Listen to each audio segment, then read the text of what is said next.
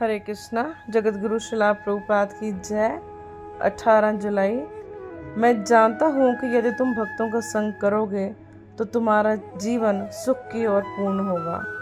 ये शास्त्रों का मत है और आध्यात्मिक साक्षात्कार के लिए सर्वाधिक महत्वपूर्ण वस्तु है सिद्धांतों अथवा भगवान के शुद्ध भक्तों का संग करना। त्रिभुवन नाथ को पत्र, 18 जुलाई 1970। जगत गुरु शिला प्रभुपाद की जय।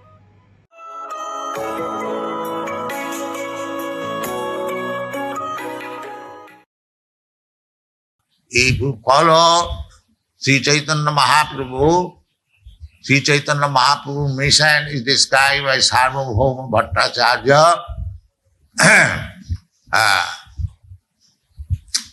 Sri Krishna Chaitanya Sharirudhar,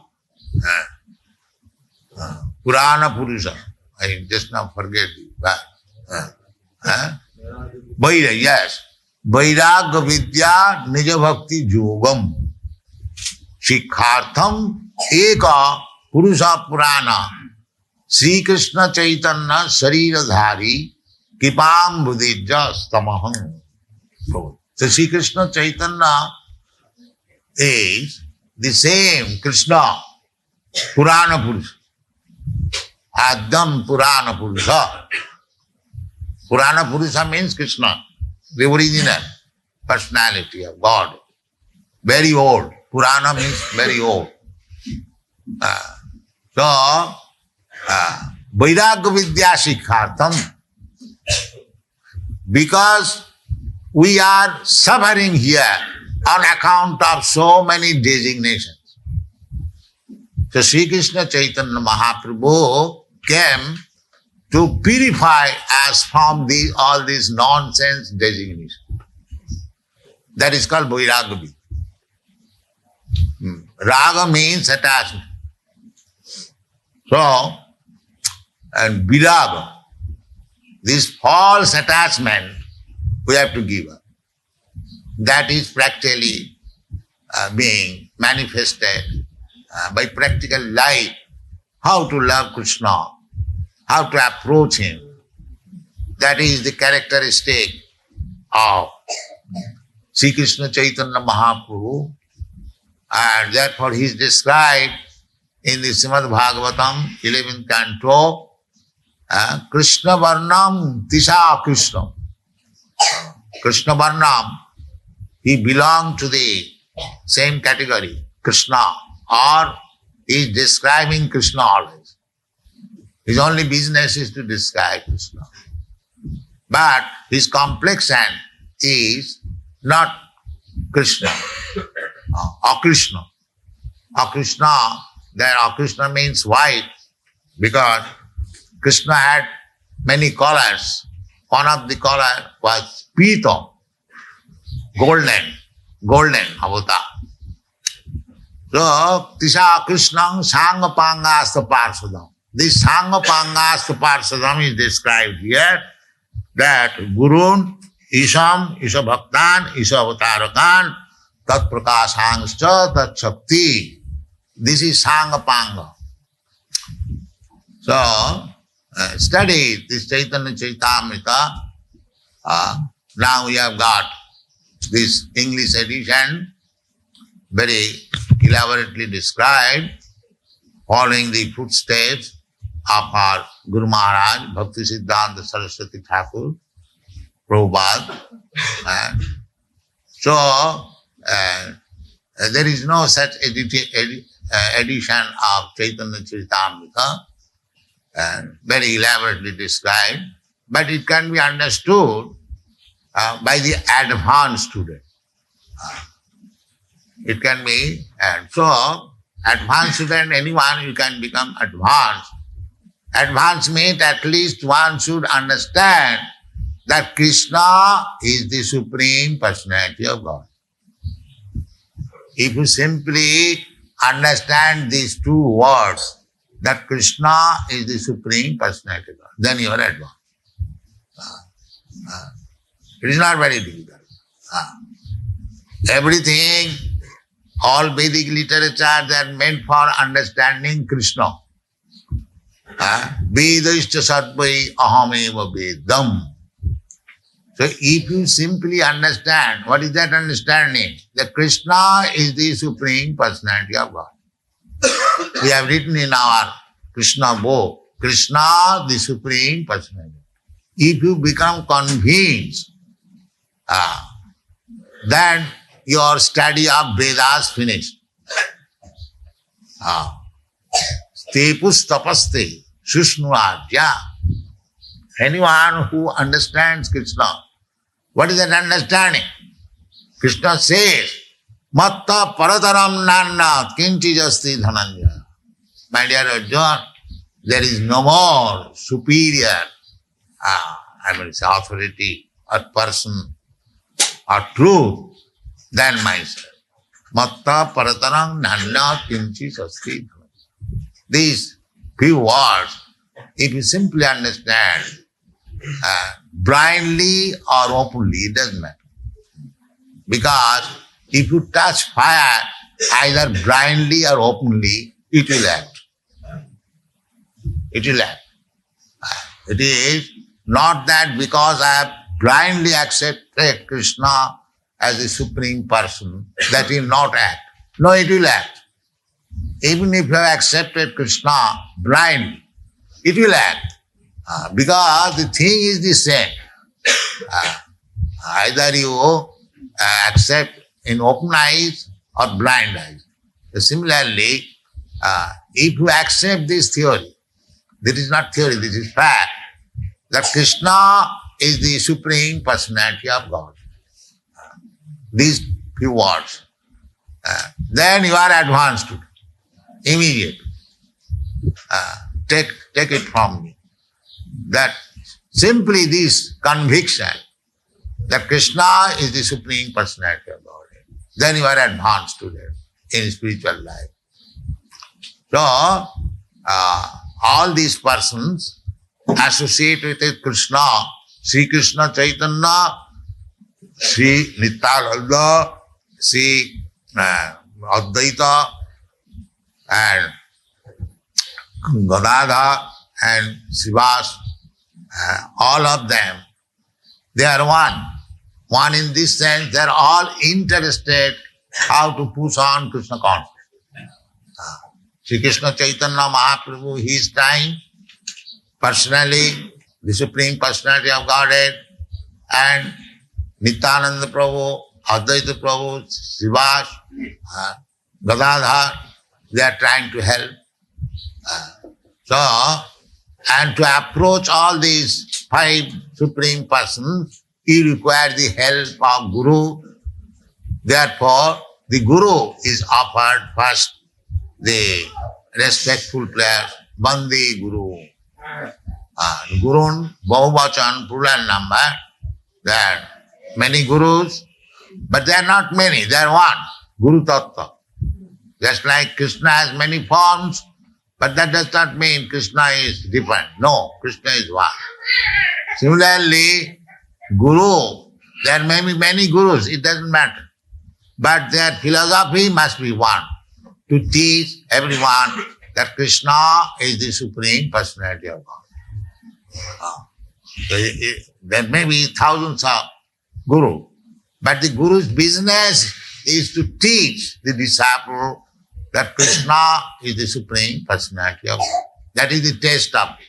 If Guru is teaching something else nonsense, then he is not good. Guru na sasyat. Satkarma nipuna vipra mantra tantra visharad. A Brahmana is very expert in his business, in Vedic culture, Vedic mantras, tantras. That is the taste of the Brahmana, that he is very learned.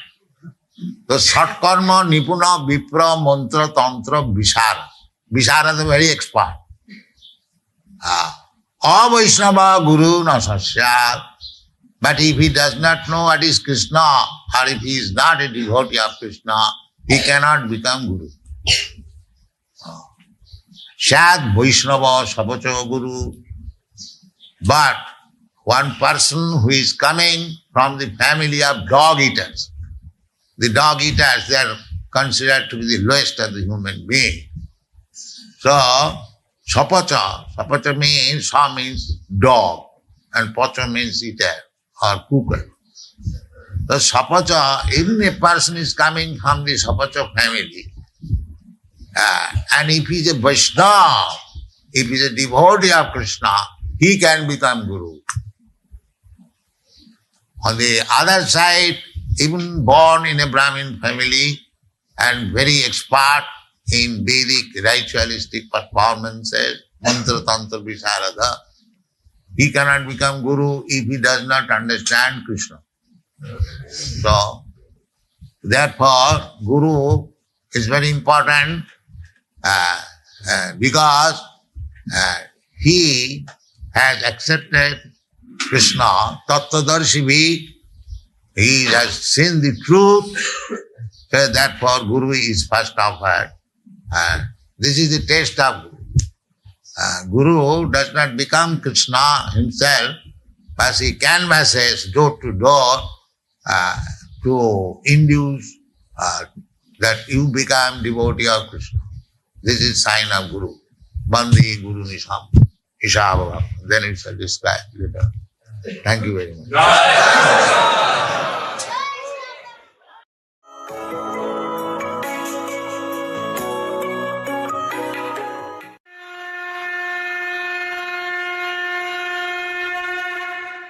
हरे कृष्ण। भगवद गीता अध्याय 2 श्लोक संख्या 48। योगस्थ कुरु कर्माणि संगम त्यक्त्वा धनंजय सिद्धि असिद्धय समो भूत्वा समत्वम योग उच्यते। हे अर्जुन, जय अथवा पराजय की समस्त आसक्ति त्याग कर सम भाव से अपना कर्म करो, ऐसी समता योग कहलाती है। यहाँ भगवान बता रहे हैं कि योग क्या है। समत्वम योग उच्यते। योग किसे कहते हैं? भगवान स्वयं डेफिनेशन दे रहे। भगवान ये नहीं कह रहे अर्जुन हाथ उठाओ, फिर नाक बंद करो, फिर ये करो, उल्टे लटक जाओ। ये योग का एक पार्ट है। अलग अलग आसन लगाना अष्टांग योग का एक पार्ट है, लेकिन वो सिद्धि नहीं है। आज उसी को हम योगा समझ रहे हैं। टेक्निकली जो योगा है उसका मतलब होता है कनेक्शन, हमारा भगवान के साथ कनेक्शन, ये योग है। जब कर्म के द्वारा कनेक्शन होता है तो कर्म योग कहते हैं। जब ज्ञान के द्वारा कनेक्शन होता है तो ज्ञान योग। जब ध्यान के द्वारा कनेक्शन होता है ध्यान योग। और जब संपूर्ण रूप से परफेक्ट कनेक्शन होता है, जैसे भगवान का इच्छा है जिसमें हमको संपूर्ण सिद्धि मिलेगी, उसको कहते हैं भक्ति योग। क्योंकि समत्वम योग उच्यते, समभावना आनी चाहिए। अब ये कितना मुश्किल है। सिद्धि असिद्धयो, सिद्धि हो असिद्धि हो, मतलब आप कुछ कार्य कर रहे हैं, आप पास हो जाए चाहे फेल हो जाए, आप समभावना रखना है। क्या इतना आसान? अगर आप जॉब करते हैं, आपको प्रमोशन नहीं मिला, दूसरे को प्रमोशन मिला, तो आपका मन शांत रह पाएगा? अगर कोई स्टूडेंट है, वो कॉलेज में, स्कूल में, और उसको उतना मार्क्स नहीं मिला जितना वो एक्सपेक्ट कर रहा था, जितनी तैयारी की, तो क्या संभावना रहती है? समय लगता है। इसके लिए ट्रेनिंग चाहिए, इसके लिए प्रैक्टिस चाहिए। ठीक है, संसार में जो भी हो रहा है, युद्ध हो रहा है, या लोग सुसाइड कर रहे हैं, या लोग दूसरे का शोषण कर रहे हैं, मर्डर कर रहे हैं, दूसरे को लूटपाट मचा के रखी है, या फिर ये बीमारियां भी, ये सब क्यों हो रही है? क्योंकि सम नहीं है, समता नहीं है मनुष्य के जीवन में, मन में। देखिए, अगर सम रहेगा तो पाप नहीं करेगा, है कि नहीं? आपके साथ गलत हुआ, क्यों? क्योंकि कर्म हमने कुछ ऐसा किया था, हमारे साथ हुआ, ठीक है, स्वीकार कर लेना चाहिए। हमारा लॉटरी लग गया, जैकपॉट लग गया, वो भी भगवान की कृपा है। हमारा नुकसान हो गया, वो भी भगवान की कृपा है। ये तो हमारा कर्म है ना। भगवान जानबूझ के किसी को दुख नहीं देता, हमारा कर्म है। अब उस कर्म जब हमारा गड़बड़ हो और हमें उसका दुख मिलता है, पाप कर्म का फल मिलता है, तो हम क्या करते हैं, उस पर रिएक्ट करते हैं। हम बदला ले लेंगे, जैसे युद्ध हो जाता है, या और कुछ पाप कर लेंगे या और कुछ करेंगे, तो उससे क्या होता है, फिर वो और बढ़ के आता है। हमने ऐसा सुना है, एक बार देखा भी है कि कई बार जैसे कुत्ता होता है, वो परेशान हो जाता है। कई बार आप देखते हैं सड़क पे वो कुत्ते घूमते हैं, जो वो डिस्टर्ब होते हैं वो भी, और फिर वो भौंकना चालू करते हैं, है ना। कई बार तो आप उनको भगाओ भाग जाते हैं, लेकिन जो जंगल में रहने वाले होते हैं, जो खूंखार कुत्ते होते हैं, उनको आप अगर मारा आपने तो वो और भड़कता है, और मारोगे तो और भड़केगा, जितना आप मारोगे उतना और भड़केगा, उसका डिफेंस मैकेनिज्म उतना स्ट्रांग होगा। तो अगर हमने गलती से कुछ पिछले जन्म में या इस जन्म में पहले कुछ कर दिया गलत, तो स्वीकार कर लीजिए, बस उसका अगर परिणाम आपको मिल रहा है, आपके साथ कुछ गलत हो रहा है, ठीक है, हमारा ही कर्म है। अगर आपका कर्म नहीं होगा, कोई व्यक्ति आपको कुछ भी नहीं दे सकता, न सुख न दुख। सुख आपको कोई दूसरा दे रहा है क्योंकि आपका कर्म है, दुख आपको कोई दूसरा दे रहा है क्योंकि आपका कर्म है। तो उसको स्वीकार करना सीखें। जब स्वीकार करेंगे तो क्या होगा, भाई कुछ हमने दुख आया, क्यों, कुछ किया था हमने ऐसा कर्म, तो वो कट जाएगा। लेकिन संसार में क्या हो रहा है, आज रजोगुण तमोगुण के प्रभाव में वो दुख आ रहा है, तो जो व्यक्ति दुख दे रहा है या जो परिस्थिति दुख दे रही है, हम उसके विरुद्ध में और हम बदला लेने की भावना से हम कुछ और पाप कर दे रहे हैं। फिर वो उधर से और प्रेशर आएगा, फिर हम करेंगे और प्रेशर आएगा, फिर हम करेंगे और प्रेशर आएगा। ऐसे करते करते हम इस परिस्थिति पे आ गए हैं, युद्ध हो रहे हैं विश्व के अलग अलग कोनों में। कोरोना आ गया, इतना संसार में पाप बढ़ गया होगा, तभी तो पूरे दुनिया को कोरोना ने घेर ली। बाढ़, अकाल, हरिकेन, ये सब क्यों हो रहा है, ग्रहण ज्यादा बढ़ गए, ये सब, इसको सहना सीखना। अब जो हो गया उसको सह ले, इसको बोलते हैं समत्व। ठीक है, सुख मिला ठीक है, दुख मिला ठीक है, जो हमारा कर्म था मिल गया। लेकिन ये कब होगा, ये इतना आसान है क्या, सिर्फ बोलने से क्या हो जाएगा, नहीं। इसके लिए अंदर में हमको बल चाहिए, और वो आता है कृष्ण भक्ति से, वो आता है कृष्ण पे अपना मन लगाने से। तो योगा का मतलब है कृष्ण से कनेक्ट होना। तो कृष्ण पे अपना मन केंद्रित करना, अपनी बुद्धि को कृष्ण की सेवा में लगाना, अपने शरीर को कृष्ण की सेवा में लगाना। क्यों? क्योंकि कृष्ण परम भगवान है, ये हमने पहले ही स्थापित कर लिया। अर्जुन वर्णाश्रम के हिसाब से एक क्षत्रिय है। क्षत्रिय का धर्म क्या? युद्ध करना। अब अर्जुन डर रहा है, मैं युद्ध करूंगा पाप हो जाएगा, मुझे नरक जाना पड़ेगा।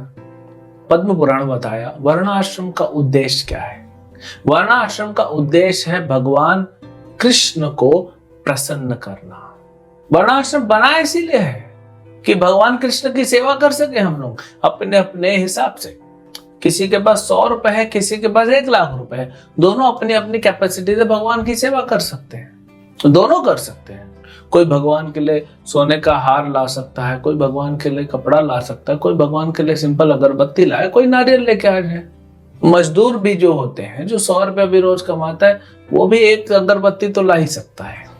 अपने घर में गमला लगा के एक फूल तो ला ही सकता है। भगवान थोड़ी बोल रहे हैं कि तुम पूरा घर बेच के मुझे दे दो। हालांकि ऐसे भक्त हुए हैं जिन्होंने सब कुछ दे दिया, लेकिन अपने वर्णाश्रम के हिसाब से। तो वर्णाश्रम क्यों है? भगवान को प्रसन्न करने, भगवान की सेवा करने। अब अर्जुन को डर लग रहा है कि मैं अपने वर्ण के अनुसार, मैं क्षत्रिय हूं, मैं युद्ध करूंगा पाप लगेगा। युद्ध करने के लिए बोल कौन रहा है? भगवान कृष्ण। तो जब कृष्ण बोल रहे हैं तो अर्जुन को तो विचार भी नहीं करना चाहिए कि मैं करूं कि नहीं करूं, क्या होगा क्या नहीं होगा, तुरंत कर देना चाहिए। क्यों?